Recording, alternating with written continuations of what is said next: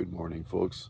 Welcome back to the Food for the Faithful channel with me, your reluctant prophet, even more reluctant today after the attempted assassination of President Trump. I call myself the reluctant prophet for a very deliberate reason. I take no pleasure in being correct in my predictions as to the inevitable outcomes of pursuing idea pathogens which have resulted in unmitigated devolution of our most sacred institutions. I posted two things yesterday prior to the attempt on former U.S. President Trump's life that were prescient in their timeliness.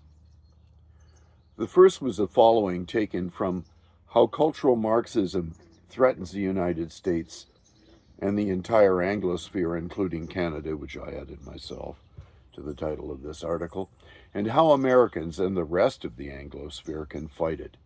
And I provide the link. Here's the summary. The United States has successfully confronted Marxist attempts to derail it from its historic path of liberty and order. The multifaceted effort to defeat the enemy, generally referred to as the Cold War, concentrated many of the best minds in the country. In 1991, when the Soviet Union dissolved, many Americans and others around the globe justifiably believed that communism had been defeated. However, American Marxists, making use of the complacency that victory often produces, have gained more influence than ever before. Cloaking their goals under the pretense of social justice, they now seek to dismantle the foundations of the American Republic by rewriting history, reintroducing racism, creating privileged classes, and determining what can be said in public discourse, the military, and in houses of worship. Unless Marxist thought is defeated again, today's cultural Marxists will achieve what the Soviet Union never could, the subjugation of the United States to a totalitarian and soul-destroying ideology.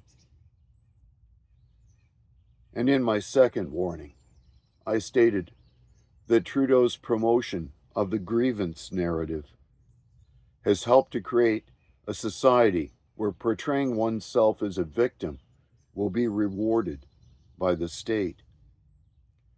This prevailing cult of victimhood is responsible for destroying the equality of all before the law by replacing real equality with special treatment for those whom the state labels as victims of the state's structural oppression. What statists invariably ignore is that logically, this idiotic notion makes the state both the author of and the solution for all oppression, when obviously it cannot be both the disease and its cure. It was the end of that quote from what I posted yesterday prior to Trump's shooting. Obviously, this warning applies to the entire Anglosphere, where due to this narrative being adopted by most, if not all, of the mainstream political parties and the Fourth Estate, gullible citizens swallow these false doctrines hook, line, and sinker. And by what means has cultural Marxism captured public discourse and narrative so completely?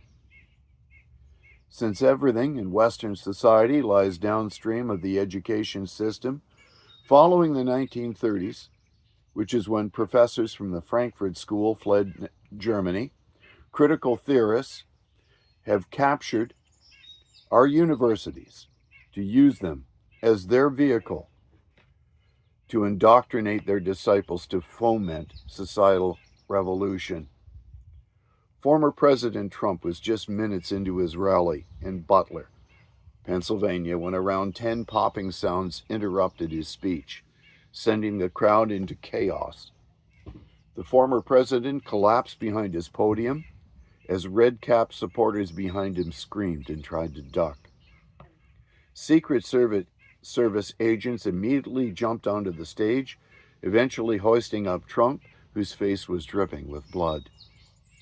He pumped his fist before agents helped him off stage and into a security vehicle. Trump has since said he is fine, revealing in a graphic statement that he was shot with a bullet that pierced the upper part of my right ear. I knew immediately that something was wrong and that I heard a whizzing sound, shots, and immediately felt the bullet ripping through the skin, he said. The shooter left one spectator dead and another two critically injured. Law enforcement officials said that a Secret Service sniper killed the shooter, who was outside the security perimeter. Many outside of Trump's rally claims he saw the shooter. A man outside of the Trump rally, rather, claims he saw the shooter on a roof before Trump was struck by a bullet. A witness who was just outside the Pennsylvania rally, where a gunman apparently attempted to assassinate Donald Trump Saturday night, said he tried to alert Secret Service agents to the rifle-wielding man he'd spotted bear crawling onto the roof of a nearby building before gunshots rang through the crowd. We're pointing at the guy crawling up on the roof, the witness, identified only as Greg, told the BBC of the surreal moment. We could clearly see him with a rifle. I'm standing there pointing at him for 2 to 3 minutes, he continued. Secret Service is looking at us from the top of the barn. I'm pointing at the roof, and the next thing you know, 5 shots rang out. The witness, who was wearing a red Trump 2024 visor, told the BBC that it was absolutely clear the shooter, who he said was clad in muted colors like tan, tight clothing, was killed. Secret Service blew his head off, Greg said. They crawled up on the roof. They had the guns pointed at him to make sure he was dead. He was dead, and that's it. It was over. Law enforcement is investigating the incident as an attempted assassination of the former president. The Independent has called the Butler County District Attorney's Office for more information. Others have come forward to share their harrowing accounts of the chaos. Another witness, an emergency room doctor, recalled how he sprung into action to try to save a shooting victim in the crowd. I heard the shots. I thought it was crackers to begin with, the doctor, who had blood stains on his t-shirt, told a CBC News reporter. Someone had been screaming, he was shot, so the doctor rushed over. The spectator had been shot in the head, and the doctor said he could see brain matter. The guy had been spun around, was jammed between the benches, and a headshot here, the doctor explained. He then performed CPR and chest compression on the man. Emergency room physician said he sprung into action to help victim at Trump rally. I was the only one that did, he told CBC News. There's a helicopter coming in to get him. Boston Globe reporter James Pindell said he noticed early on that Secret Service agents were pointing rifles at a spot away from the crowd, but it wasn't until Trump was 6 minutes into his speech that there was a loud popping noise. When I looked up, the same agents were shooting in the same direction their guns had been pointing all along. I knew they were shooting because I could see smoke from their guns, he wrote. I had a clear view of the stage, but at that moment, I was typing up what Trump was saying. When I looked at the podium again, the agents appeared to have Trump on the ground, protecting him. Then other agents were on the stage. He said the crowd was in total shock, with most crouching down as they tried to take cover. After Trump had been escorted to his car and people sensed the rally was over and they were safe, the crowd turned on the media, Pindell said. The crowd was angry. Middle fingers were everywhere. They asked the press if they were happy and blamed the media.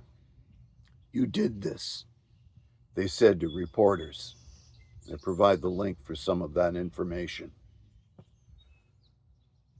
Now, how could such a massive breach in security happen? especially when they had their guns pointed in that direction long before the shooting occurred?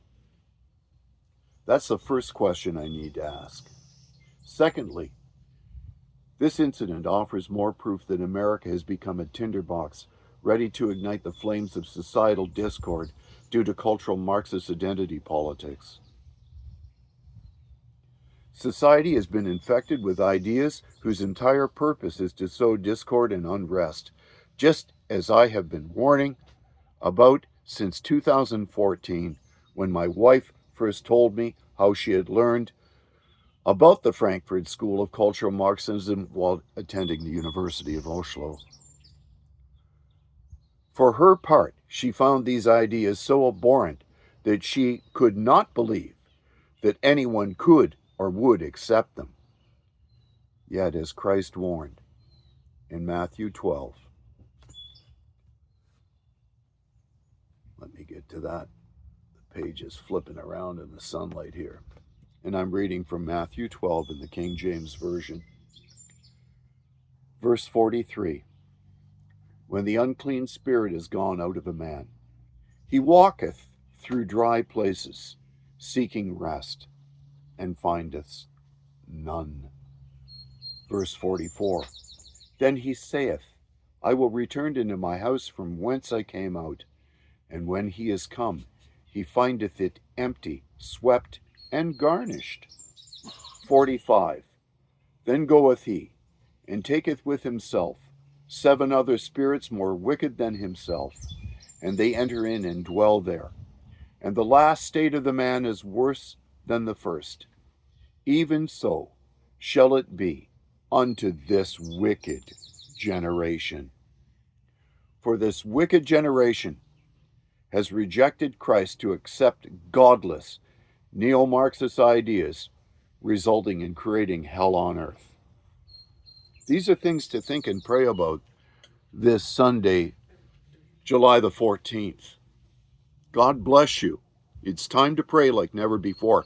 It's also time to deconstruct these ridiculous neo-Marxist ideas that both my wife and I are appalled that anybody could believe in them. This ridiculous idea, identity politics and cultural Marxism, and this us versus them mentality that is literally deconstructing the Anglosphere. Time to pray.